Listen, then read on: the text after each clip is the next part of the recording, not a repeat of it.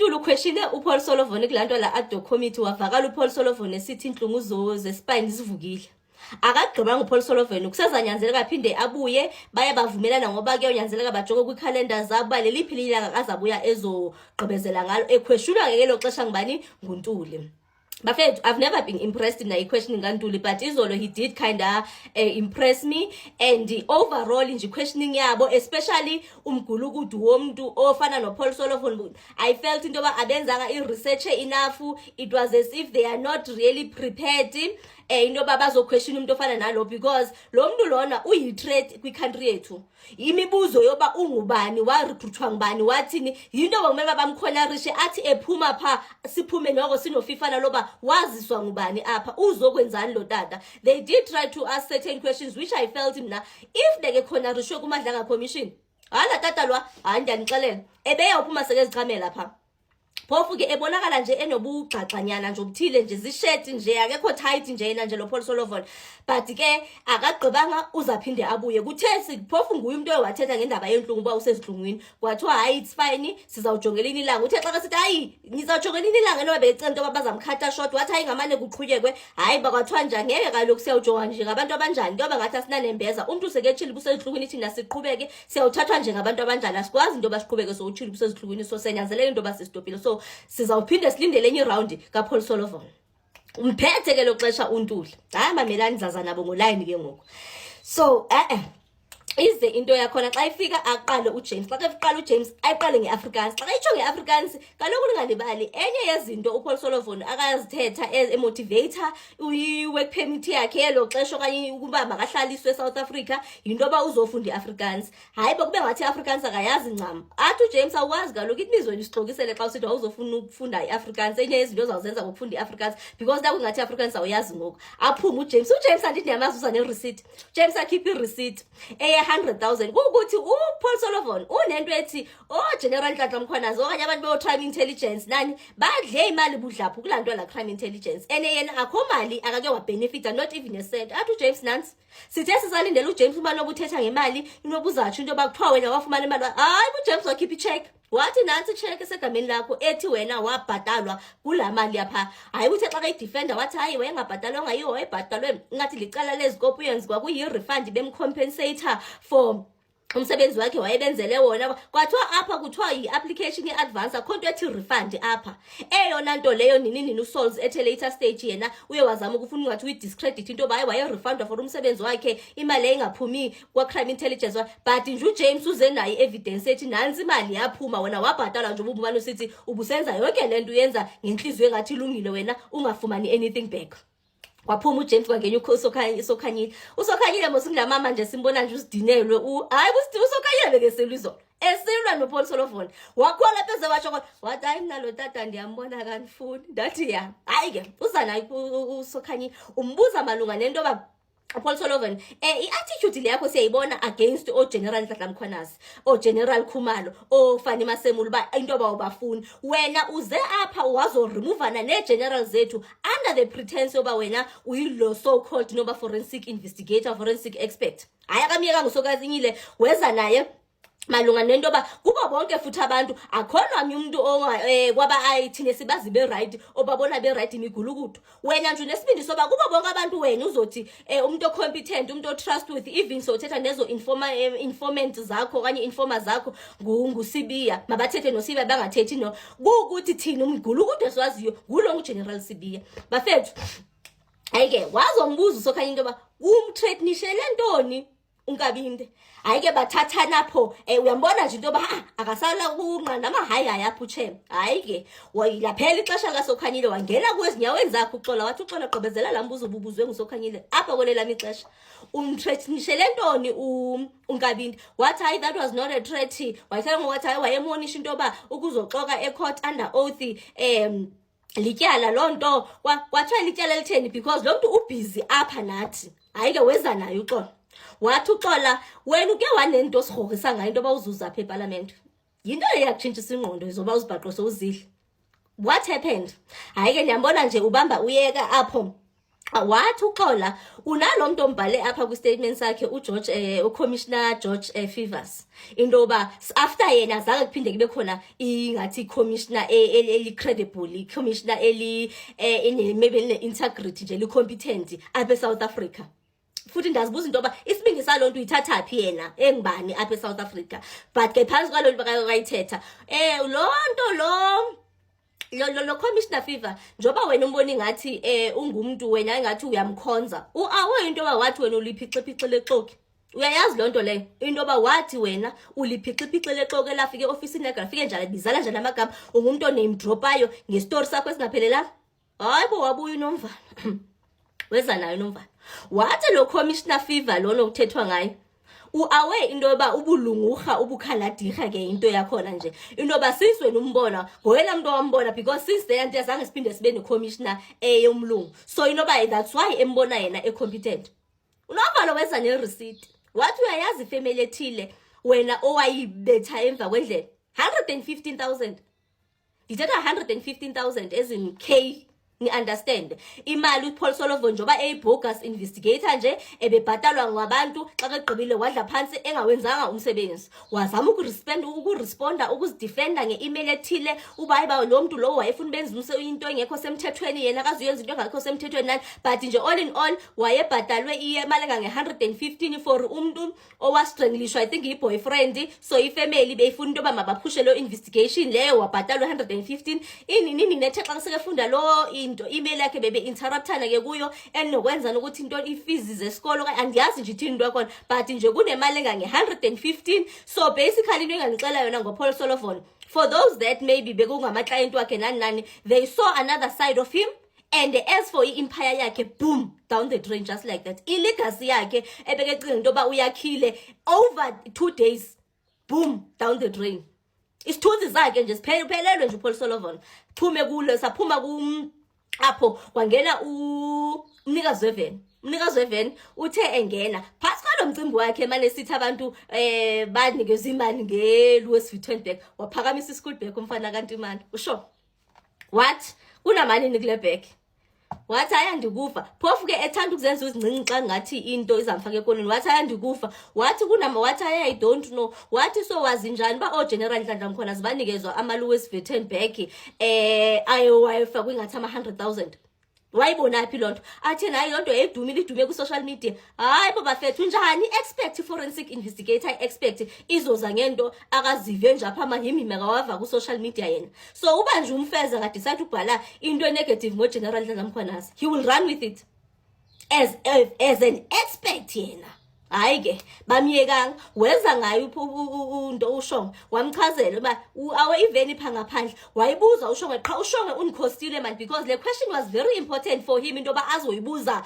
seke zaphelelwa lixesha le enala mcimbi wala 48 hours mose kuwavela i-judgment ethi before anyone arresta uPaul Solovan mele uPaul Solovan anikezwe i-48 hours and icase yakhona ingathi nje yaxoxwa ushikishiki bobugunyathi nje ngathi ngiyayinokwenza nento zasebusuku as well zakhe ngo-12 o'clock bebeba secourt bona uPaul Solovan so kwafunyanzeleka into yoba uPaul Solovan inoba abalekele amagqwetheni ebanjiwe aphuthi wabanjwa ngabo-4 wanyanzeleka into yoba ayothi ayo-aplayela loo nto leyo okay so wena ngawaphi ke ngokulamagqwetha okanye lwamajaji engathi wena ungabe uwasebenzise ngaleyo ndlela leyo ivelaphi into efana naleyo qha besekephelelwe lixesha uShongwe ndatsho ndathi akabanga ne-timing uShongwe ndiya-understand noba u-distracted nyana but that was one of the questions bomeba ibile uzibuze even before leye back because it was not as important because we know ba that's just a pure lie ayike Texas enjalo longu uSolz ke uSolz wabuza nje imibuzo phofu apha embuza khona umbuza nje imibuzo enokwenza against bono General Nhlanhla Mkhwanazi abo ephansi kwebaseketshilo ke phofu uSolz into yoba uyihero unto uPaul Solovan bafethu angikwazi ngayithashe kaNtuli bafethu uNtuli umjonge ngqo wathi khawusixele lapha izipy bese uba ngabe ubusa ispy ubuza okay uphofu uqala ngokuthi izipy ziyasho bazizipy na wathi hayi wathi yena okay so wena ububusa ispy ubuza sixelele ubusa ispy wathi hayi beke ngazuyithetha lonto but yena he's not a spy wathi of course ubungeke usixelele ubusa ispy wathi but still noba ngesekayeka because kumane each and every now and then ivela indaba yobuspy bakhe na ngesekabaleka wathi kaloku ukubaleka kwakho bekuza confirma lento lena so ubungafuni into obiconfirm wamfaka nje ekoneni ngento efana ukuthi kukhona pho sekethe uPaul Solomon ingathi upresident wenu wayeyisi spy seapartheid uNtulu wabembuza ngobu-secret mission wanayo into akayifundayo enokwenza nobu-secret mission buka-Paul Solomon so babreaka ke ngoku embambe eshushu embange ngobhovwana net kwimicimbi efana naleyo kulapho ke ngoku noba ispy sesesafila into yoba hayi he cannot take it anymore he cannot handle it so ku-interruptwe uNtuli esaquestionana noPaul Solomon bafethu Malema uyibuzile andazi noba uye wabaleka after uPaul Solomon ethe wenza la engineering yakhe at I think eManchester Technical wabaleka uMalema wayenza investigations zakhe wabuya uMalema wathi hayi man uthethe ngomcimbi wala engineering into yakho othi uyenzile eManchester hayi baba fethu sikukulishile thina akho kwagama elifana nelo wayenzaphi wathi hayi mina ndithe andifuni kuthatha umcimbi onokwenza nequalifications zami wathi awukwazi ungazithatha kaloku wena wabhatalwa sithi siqashe kulanto la AXA so awukwazi ndoba uqashwe for isikhundla esasifuna sethenry esasinama requirements athizeni bese wena uzothi awuzusiphendula into ba iqualifications zakho zime njani yile nto ungafuni ukuziphendula hayi bathathana noMalema wathi I'm going to stop cooperating wathi Malema kanti awuzustopa nix ukucooperate wena into cooperation into zawuqhubeka uyenze wena lonto leyo hayi ke ngapha uBradenbach khona lapho bendicinga into benobuzaza naye kahle but ke because ke chilo Paul Solomon into bengathi bayazana because ubuziwe zeziphi members akaziqhele buzwa nguMatesi uchilo ba uqhele abapha abantu ayiko Adams Khola Barnard nobabo Bradenbach noba be-DA na so ngabona abantu nje akangathi ubaqhelile hayi abanye nyoko akabaqhelanga bonke wathi ke ngoku uBradenbach uke wabanjwa kayingaphi wathi wabanjwa kayi6 bafethu mina ndingufeza istock sansasa wabanjwa kayi6 lo muntu lona so ngathi ezi3 achithwa okanye yathini nje into engathi nje njalo malunga namatyala so umuntu oke wabanjwa kayi6 lo one cases about 6 njoba simane simangala no Kate Matlala xa kuyi18 nansi neminye imigulukudu nayo phasi koba ke nokhuselwa embuzile malunga nalo muntu andithi unama informer yena unama informant akangazukwazi futhi ukwaxela yenye into futhi kumele niyazi ne yonke le information akathi unayo akathi uyive kobana bakakwazi kubaxela abo bantu abo so iyafana noba nento yakhe ayikho nje akunamehluko kaMary Dihasi no Paul Solomon plus oBrown Mkhotsi ngathi nje umgubo engcwenye so wathi ukhuselwa unayo yini clearance certificate ekwenza into ba nawe unoba ube qualified into ba ube nalama informant wazaba nje ukuyiexplain nje ubuyishu wathi ukukhuselwa ayimani but wena uyibona strange lento into ba ungasuka phusuka khona masithi ubukwa intelligence usuku uze South Africa uzoba close ngendlela ubuclose nabantu bethu basemthethweni uyibona right ukuthi uMalema ebeke wasiphi picture wathi nje usukele wena ngoba ethi yo early 20s it means ubusuka masithi ke esikolweni fresh from school wasuka khona waya kwaMilitary wasuka kwaMilitary wazibona so unemali enough zokuzo investor wena not only South Africa ko South Africa namanye amaka ubuyithathaphi le mali Paul Solomon ngapha kukhona kushongo beke buze khona into yoba kuba bonke abantu why ukhetha ukinvestigator aba bantu nyane engabe ba ukubone because Mandla Mahlangu Mark Bright nabo bebe properties umzekelo kanye ngiqoqisa awuzange ubona isidingo sokuba investigate uzo investigator aba Phahlana uzube nesibindi sokuba bazi criminals usithatha bisibindi zokuba bizi criminals and the follow up question was already untoba okay so are you a criminal so you are a criminal now into nje ngathi njalo so nje that's just about it so I was really not impressed especially xa umuntu ozaba nesibindi so bazotsho and ndazibuza into ba ibe ayizuyicracker irelationship unyana yakhe no President Cyril Ramaphosa na because andithi ubudlelwano bokuthwe ngathi bukhona so ayizubutracker na especially now that sekabize kwayena into bingathi wayesispy se apartheid government ubiza thini into yakhona so nje iyo nje into kwakhona lapho beke sitsho khona into ba nyobu Cyril kukho waye under ispell sika Jacob Zuma into nje sifana nje lezo but nje all I can tell you is that lanto bekethe nje uzazisa receipt unama allegations akazothina akuna evidence akanayo Paul Solomon so into yakhe nje ingama wishi so he's not a credible witness. That's about it in the testimony ka Paul Sullivan. In your knowledge, do you, are spies permitted to disclose their identity? Sorry. Okay, no, I'm saying in your knowledge, having done the work that we have done over decades, does a person who is a spy permitted to disclose that I am a spy? I think that would defeat the object. So a person, if he's employed as a spy, it would be very silly to come around and say, by the way, I'm a spy. So what would be the purpose of disclosing his career as a spy? Okay. So in which case, that answer is also saying to us, even if you were a spy infiltrated into South Africa, you are not going to tell us that. Well,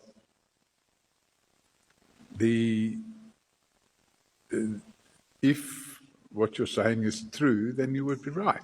But I can't imagine for the life of me that a person could be a spy for 36 years and get involved in the charitable activity that I've been involved in and all the other things that I've been involved in. Yeah. And for the record, this is exactly what the late Jackie Selebi said, is that I was a spy. Now, if I was a spy, let's just take a hypothetical position.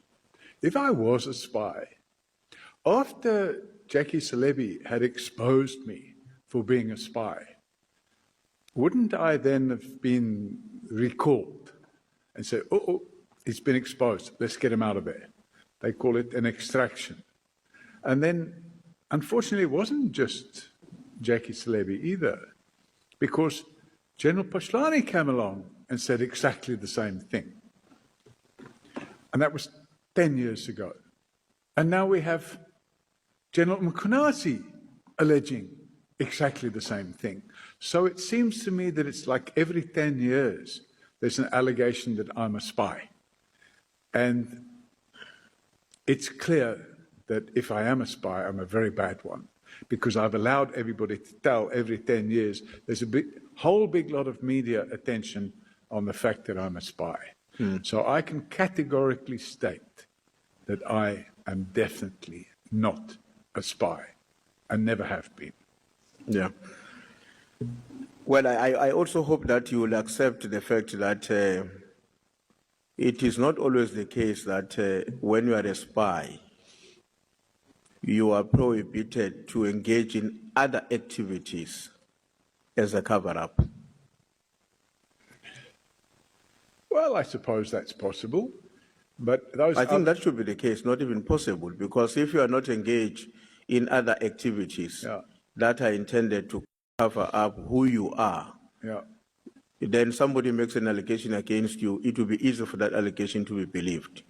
But in order to rubbish that allegation or to work against it, you've got to intensify on this other aspect of your cover-up in a manner that confuses the society between what you are what you are, and what other people are saying.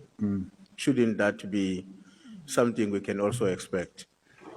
But then shouldn't my cover-up jobs be something like a cutlery salesman or a refrigerator salesman or something of that nature? If my cover job, as you call it, is to be a reservist in the police, isn't that like a bit obvious? So I think the mentality of saying because that person was a volunteer in the police and because he took a decision to start exposing corruption, he must be a spy. Are you aware of the statement that was once made by one of the US senior officials? I'm told, I read about it, that he made that statement with reference to his discussion to President Oliver Tambo, that South Africa is too important to be left to South Africans.